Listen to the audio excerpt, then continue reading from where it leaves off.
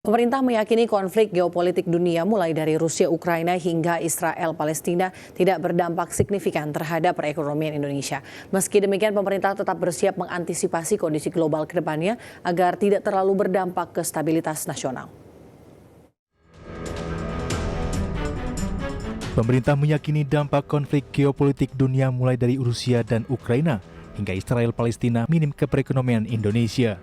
Situasi tersebut juga diakui tidak akan menyurutkan minat investor untuk berinvestasi di Indonesia.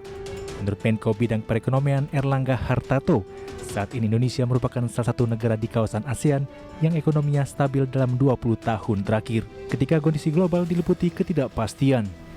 Meski demikian, Indonesia harus tetap bersiap mengantisipasi kondisi global ke depannya agar tidak terlalu berdampak ke stabilitas nasional. Lantaran ketidakpastian global tidak hanya berasal dari konflik antar negara, namun juga bisa berupa krisis pangan hingga larangan ekspor yang bisa diberlakukan sejumlah negara.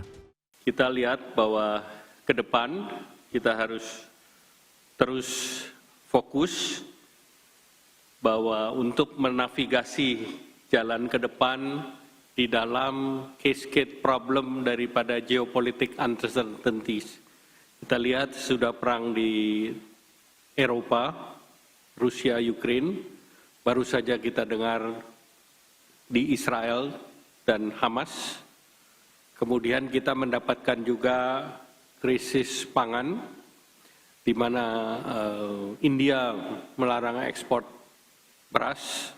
Seperti diketahui sepanjang tahun ini, pemerintah menargetkan investasi masuk ke Indonesia mencapai 1.400 triliun rupiah. Adapun realisasi investasi pada semester pertama 2023 mencapai 678,7 triliun rupiah, atau tumbuh 16,1% secara tahunan. Industri logam dasar tercatat menjadi sektor yang paling diminati investor. Dari Jakarta, Tim Liputan, IDX Channel.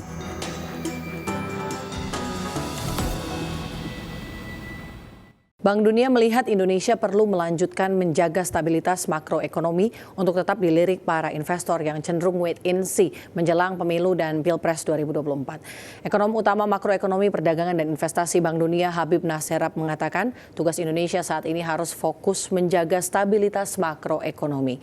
Mengingat pertumbuhan ekonomi Indonesia telah stabil di level 5%. Selain itu, hal yang menjadi kunci dalam menarik investor di tengah situasi saat ini, yakni Indonesia harus melanjutkan reformasi struktural.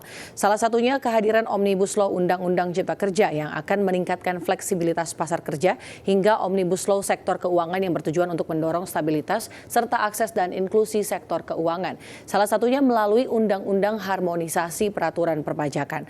RAP menyampaikan reformasi struktural yang penting untuk memperdalam kapasitas sisi penawaran bukan tentang pertumbuhan siklus namun pertumbuhan struktural.